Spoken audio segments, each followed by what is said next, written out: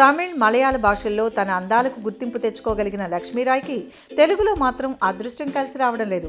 అసలు ఎన్ని సినిమాలు చేసినా తనకు సరైన గుర్తింపు రాకపోవడంతో టాలీవుడ్లో తన క్రేజ్ని కొంచెం కొంచెం పెంచుకునేందుకు వీలైనన్ని ఎక్కువగా ఐటెం సాంగ్స్ ఇక్కడ చేయడానికి ప్రయత్నిస్తోంది లక్ష్మీరాయ్. ఈ నేపథ్యంలోనే పవన్ కళ్యాణ్తో సర్దార్ గబ్బర్ సింగ్లో చిందులు వేసింది లక్ష్మీరాయ్. అలాగే ఇప్పుడు మెగాస్టార్ చిరంజీవి ఖైదీ నెంబర్ 150లోనూ ఐటెం సాంగ్ చేసి అదరగొట్టబోతోంది. ఇది చాలదన్నట్లుగా ఇటు సౌత్తో పాటు అటు నార్త్లో కూడా తన గ్లామర్తో షాక్ ఇవ్వడానికి బాలీవుడ్ మూవీ అయిన జూలీ 2లో నటిస్తూ తన కెరీర్ని పరుగులు పెట్టించే పనిలో బిజీగా ఉంది.